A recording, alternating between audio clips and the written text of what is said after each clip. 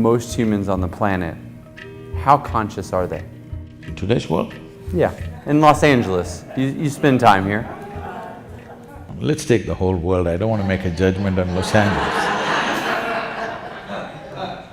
In the whole world, it's unfortunately a very minuscule percentage, minuscule. Why is this so? Why is it people are not conscious? The fundamental reason is they have taken themselves too seriously. They don't understand that they're just a pop-up on the planet. They'll pop up and pop out, but big fuss about that.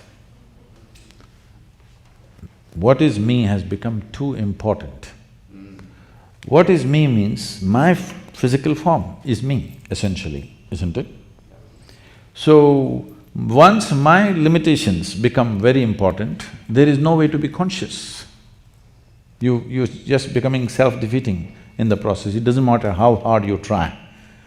The only and only reason why the entire world is not naturally enlightened is they're dead serious about their lives. They've not come to ease with their life, they're too serious about it. See, you've just been through InnerEngineering online process. If you take the very solar system, in this cosmos, this solar system is a tiny speck.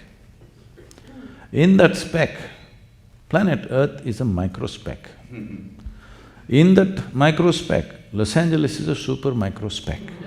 In that, you're a big man. This is a serious problem, it's not a small problem.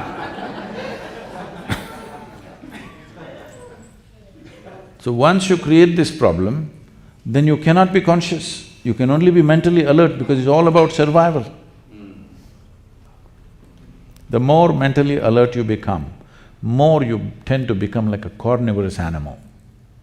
You know, a carnivorous animal is very mentally alert because every day he has to hunt his food.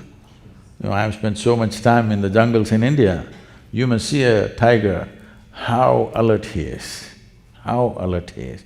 Because if he's not alert, he's not going to get food, he's going to die of starvation. He's got to be super alert to earn his food. Most people think tigers can kill what they want. No, it's very, very difficult for him to get his prey because all the herbivorous animals are faster than him and they sweat in the body, so they can run longer. He can only do one burst. In that burst, he must catch, otherwise he gets hot, his body gets too hot, he cannot go. He just sits there helplessly because his body gets overheated. You must watch this whole game, how it goes on, how frustrated he is that he can't get his food. He knows his energy levels are going down and as time passes by, he will become more incapable of getting his food. You should see the anxiety on his face. So he is super alert. This is the nature of a carnivorous animal. Once your alertness, mental alertness goes that way, you become like a predator, always looking what you can get, what you can get, what you can get. It may be in whatever levels of life that people are involved in, but all the time they're trying to grab something because mental alertness creates that. I'm not saying you should not be alert, but if you're conscious and alert, then it works in a different way. But if you just ramp up your mental alertness, you will become like a hunter all the time, waiting, crouching for something.